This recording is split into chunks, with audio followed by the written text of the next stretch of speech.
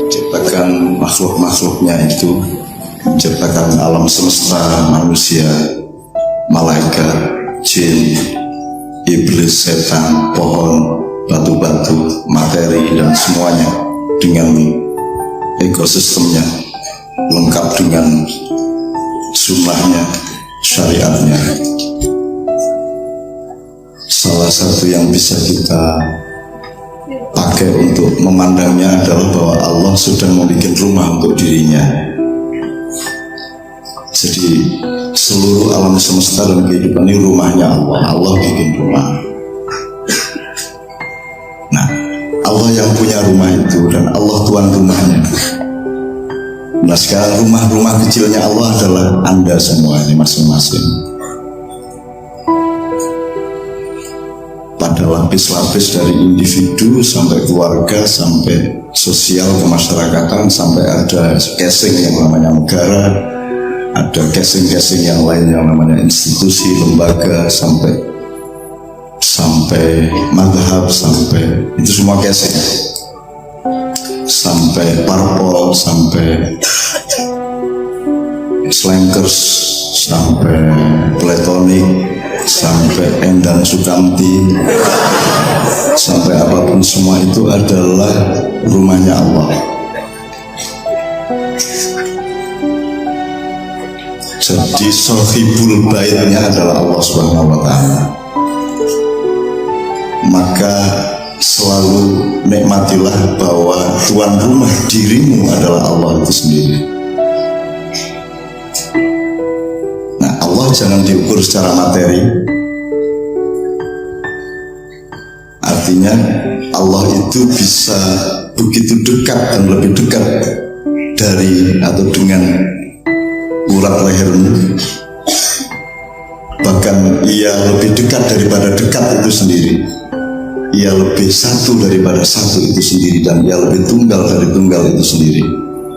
Maka jangan pernah melewati hari dan malam, pagi dan sore tanpa peristiwa menunggal dengan Allah Subhanahu wa Ta'ala.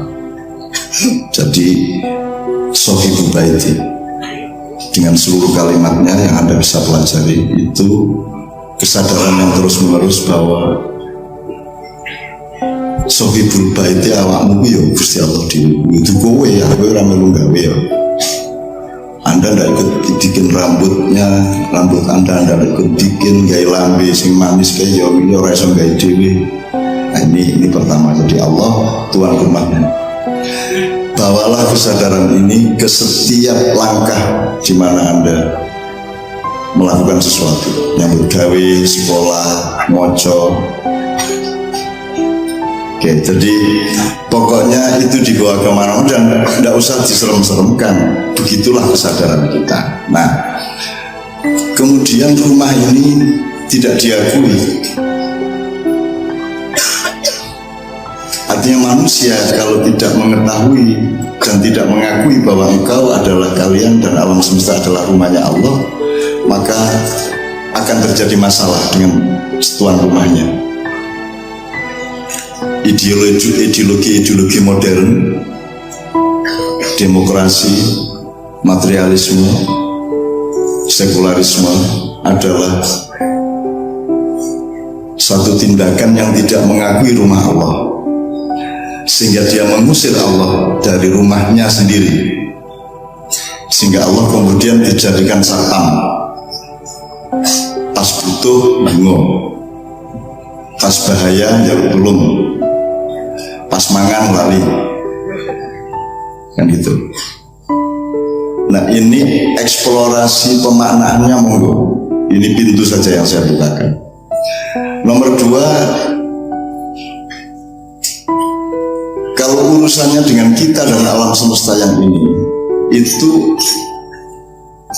wajib dan pasti bahwa kalau ada Allah ya ada Rasulullah. Terus kalau tidak ada Rasulullah, kenapa ada kita? Untuk apa ada kita kalau nggak ada Rasulullah? Bersama Allah terserah. Allah itu, Rasulullah itu bersama apa di dalam, apa gandeng, apa bareng, apa monggo lah, apa gula setangkep monggo lah. loro-loro ning atunggil monggo terserah, itu kita tidak akan mampu merumuskannya karena beliau tidak bisa dirumuskan oleh setiap kata yang disepakati oleh manusia. Tapi pokoknya untuk urusan hidup yang sekarang ini, ada planet, ada galaksi, ada bumi, ada hutan, ada Anda, ada tol laut, ada kereta cepat, ada segala macam itu harus ada Muhammad. Sebab semua ini tidak diciptakan kalau Allah tidak menciptakan Muhammad terlebih dahulu. Laulaka ya Muhammad lan akhluka hadzal aflak. Kalau tidak karena aku menciptakan engkau ya Muhammad, maka aku aras-arasen ketinggalan liang. Baru dengar sekarang ya Allah rasa-rasen. Ya itu bahasa kita, tapi setiap kata kita jangan dihakimi sebagai sesuatu yang mencoba merumuskan Allah. Allah kan maha tidak terumuskan. Laisa kamitslihi syai'un tamkino ya apa tangkeno kiniro. Jadi kalau saya ngomong itu mengsimbolik X dan A mengenai Allah itu. X dan A itu lembaran uang, bukan kekayaan yang sesungguhnya. Ngerti ya? Ngerti bedanya duit kalau kekayaan. Duit itu cuma tanda, ketak itu apa? Kupon, uang itu cuma kupon. Jadi kalau ingin menggandakan jangan ketak. Kalau menggandakan itu ya yang benar-benar kekayaan, emas. Bikin emas sehari 1 kilo. Dan tidak usah bilang tetangga. Jual di banyak toko, terus nanti dipakai untuk bikin masjid, bikin pesantren, dan tidak usah menawarkan diri untuk menggandakan emas. Wong kowe gawe emas sedina 1 kilo dhewe yo dadak wong-wong kok tawani. Gue suwe ono sing duwe ide menggandakan alat vital saged mboten nah.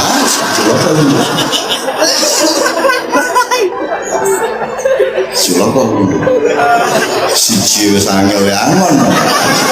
Dobel-dobel. Apa siji mengarep siji membuli pokoknya. Juga angel ada ya. Berarti akan ada desain baru celana ya.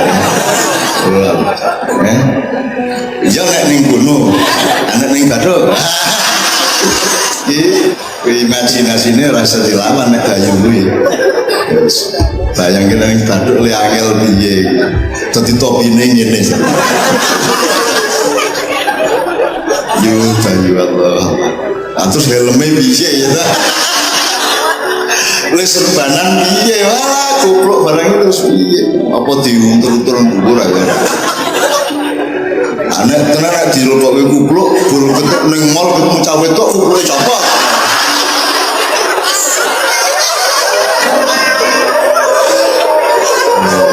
Indahnya hidup ini padahal bukan kenyataan loh, cuman khayalan loh. Khayalan aja begitu nikmat apalagi fakta gitu ya. Masya Allah, Allah itu menciptakan luar biasa indahnya. Jadi kalau orang hidup tidak berorientasi kepada keindahan, dia tidak akan pernah cukup apapun saja yang dia dapatkan. Mau korupsi berapapun, mau kaya seberapapun, mau setomi maupun sewinata, mau sejemes maupun seriadi, mau terus tidak akan pernah cukup karena kecukupannya hanya disediakan oleh cinta. Begitu engkau membatalkan cinta dalam hidupmu, maka apapun saja tidak cukup. Surga pun tidak cukup, karena surga itu peristiwa cinta. Dan tidak usah lama-lama, mbok sudah sekarang juga peristiwa cinta. Cinta dalam arti yang terukur, ada regulasinya, ada tatanannya, ada konstruksinya, dan ada batas-batas dan etikanya. Itu. Ini yang kedua. Jadi yang kedua ini Rasulullah itu ada karena ada konteks kita. Demikian juga kalau ada kita, tidak mungkin nggak ada Rasulullah. Wong urusan ini anu kok. Oh adanya geduk itu karena tela. Masa ada tela nggak ada geduk? Nah, terus kalau geduk nggak boleh ada, terus gue ngopo tela? Gue pokok jebol langsung kok kerakoti. Kan begitu. Demikian juga geduk itu tidak mungkin ada kalau tidak karena ketela, kan begitu. Begitulah Rasulullah dan kita. Maka percintaan segitiga di Ma'iyah itu tolong terus menerus dikembangkan pemaknaan dan angle-angle tafsirnya atau tadaburnya. Itu yang kedua. Yang ketiga, teman-teman sekalian, ini puncak dari tidak setianya manusia untuk menjadi rumahnya Allah ini membuat manusia menjadi bergolak. Rumahnya menjadi goyang-goyang karena tiangnya ingin memiliki dirinya sendiri. Akhirnya sakar-karep PDE melaku-melaku cagae ya piangel temen gitu iki. Gendenge ya ngono, ana gendeng P3, ana gendeng siji gendeng P3 sijine nang Ahok, sijine nang liyane Ahok. Dadi gendeng iki teng selebar karu-karuan. Jadi rumahnya Allah ini sedang dirusak. Nah, tingkat perusakan rumah Allah ini, yaitu kita itu adalah rumah Allah ya, itu sudah sampai ke tingkat yang sangat membahayakan rumah itu sendiri. Jadi Anda sedang berada dalam tingkat bahaya kehidupan yang luar biasa. Sudah mungkin bisa disebut darurat. Dan daruratnya rasa golek kata-kata darurat sembarang wis. Darurat negara ya iya, darurat kebudayaan ya iya, darurat akhlak ya iya, darurat mental ya iya, darurat kabeh wis pokoknya. Wah, ini Mister Darurat iki pokoknya. Ini peradaban darurat. Artinya Allah diusir dari rumahnya sendiri sedemikian rupa. Kemudian ada kooptasi, penguasaan atau penindasan atau penganiayaan antar unsur-unsur rumah itu. Ada genteng yang tidak mau ditaruh di atas belandar tertentu, kan gitu. Cagae milih, aku kudu ning tengah kan gitu. Kabeh cagak njaluk ning tengah. Ki ambruk ora omahe kira-kira.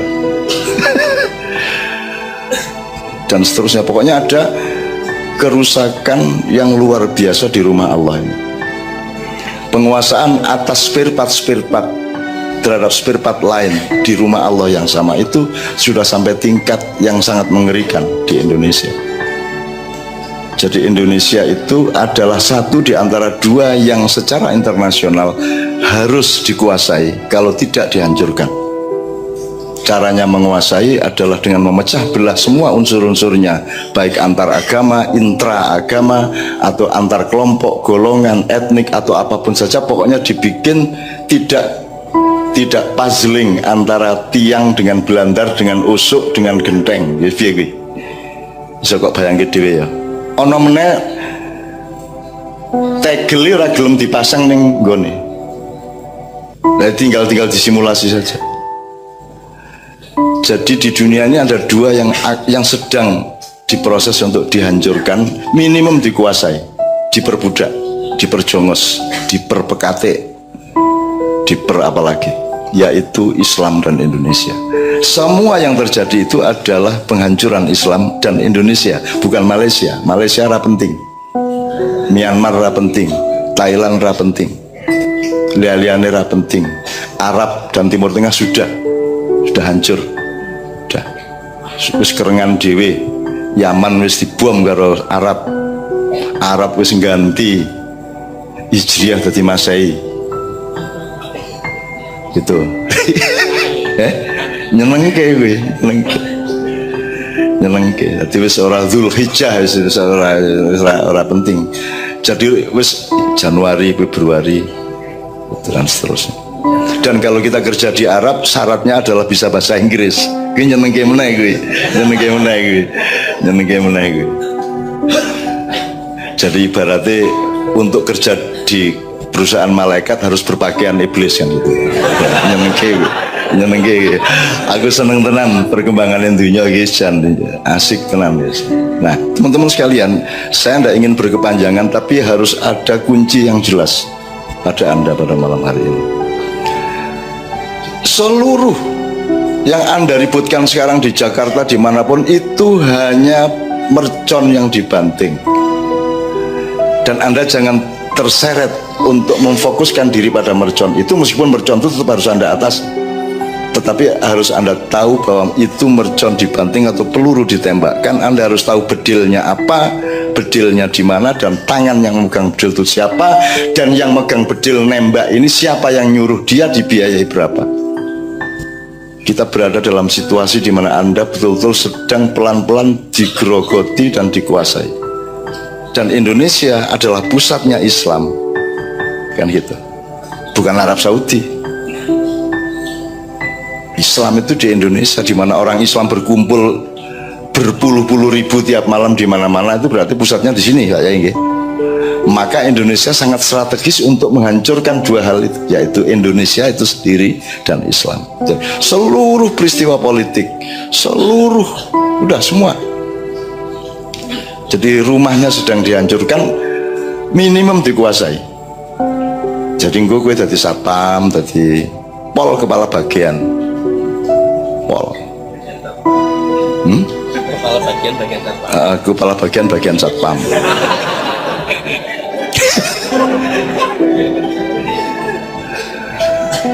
Mungkin suatu hari gemah ripah loh jinawi ning kue meng dadi buruh. Suatu hari pertanian akan moncer. Ini belok sedikit ya. Kan Pak Muzamil sudah bilang bahwa profesi dalam Islam itu ziro'ah, kedua sona'ah, ketiga tijarah. Pertanian, bercocok tanam, terus produksi, teknologi, terus nomor 3 perdagangan. Ini kata Pak Muzamil bukan wa tapi thumma. Jadi ini sebuah sistem nilai, ketiga-tiganya ini di dalam satu satuan ekosistem yang tidak boleh dipecah-pecah. Tidak boleh Anda bertani tanpa memikirkan perdagangan hasil pertanian, kan gitu. Anda tidak boleh bertani tanpa memikirkan teknologi pertanian. Jadi apa ojo meng nandur pari tok, ora ngerti nutu pari dadi beras, ora ngerti ngeliwet beras dadi sego, dan seterusnya, multi kreativitasnya. Cuman orang yang di tengah ini, yaitu yang di sona'ah, itu tidak pernah berpikir untuk membuat sesuatu dengan orientasi asal usul ziro'ah. Ngerti maksudnya? Mereka tidak bersyukur bahwa manusia hidup itu nomor satu primadonanya dan yang menghidupi semua umat manusia di dunia adalah petani.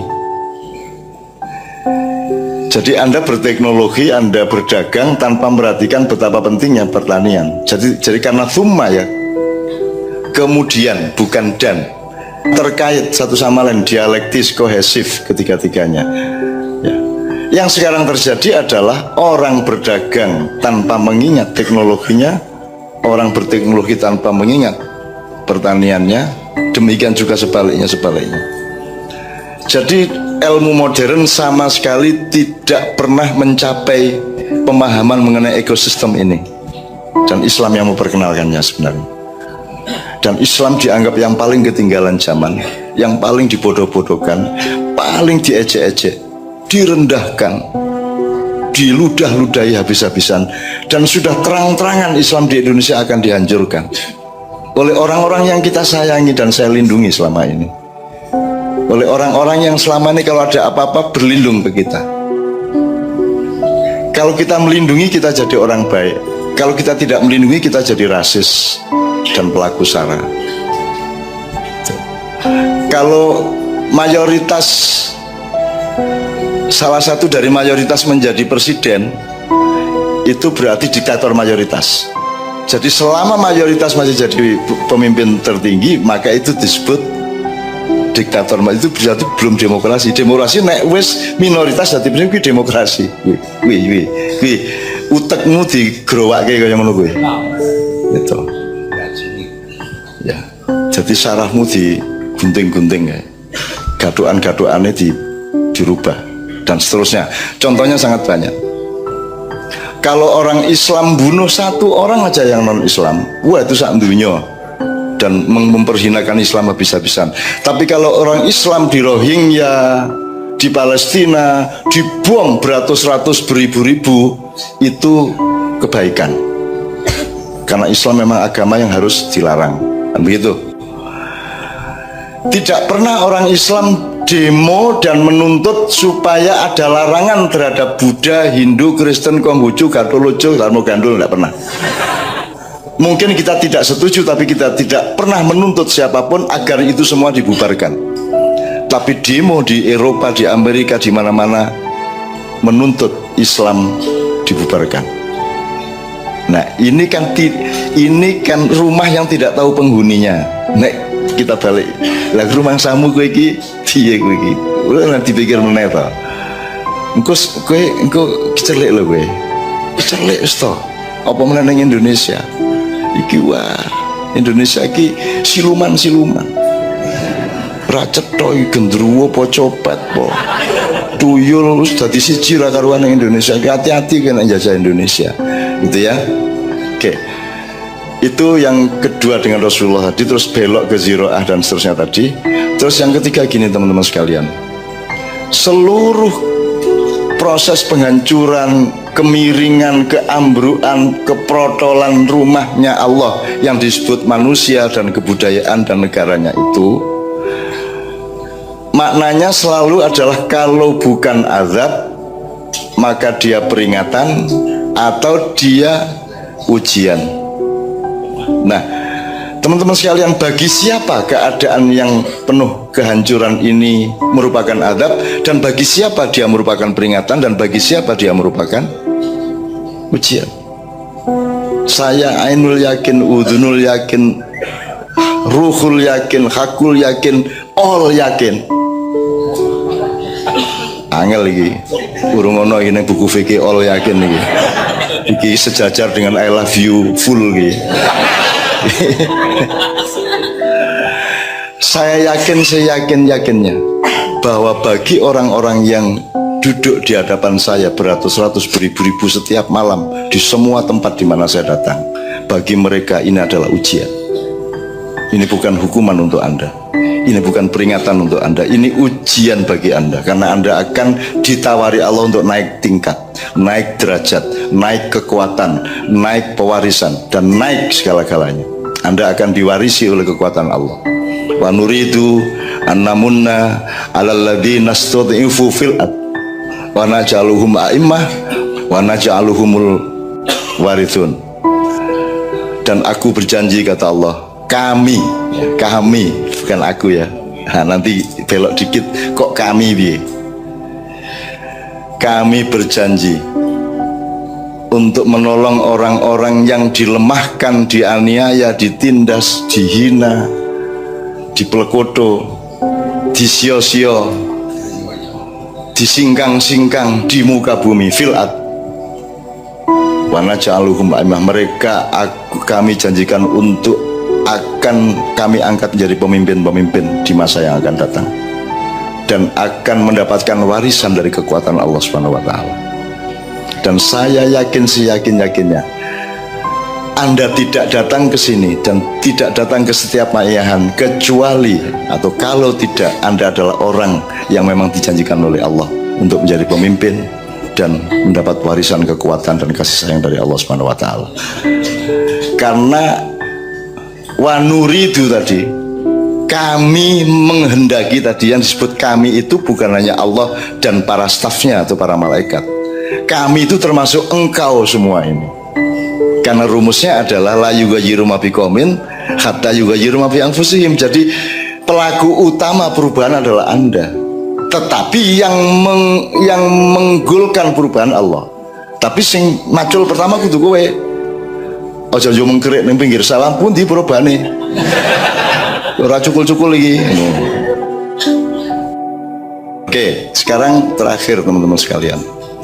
Dari seluruh rumah yang dirusak tadi, rumah Allah yang dirusak, di mana Allahnya diusir, barang siapa menomorduakan Allah di dalam dirinya, maka dia mengusir Allah dari rumahnya sendiri. Kan begitu rumusnya, kan menunggu.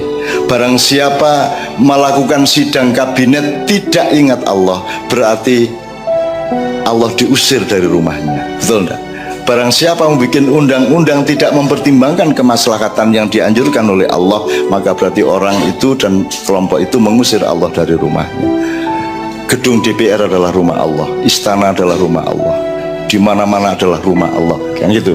Jadi teman-teman sekalian, semua yang saya omongkan tadi itu kan doa dan harapan saya dan keyakinan saya tentang Anda. Ini benar-benar, karena Anda ini bukan anak Indonesia.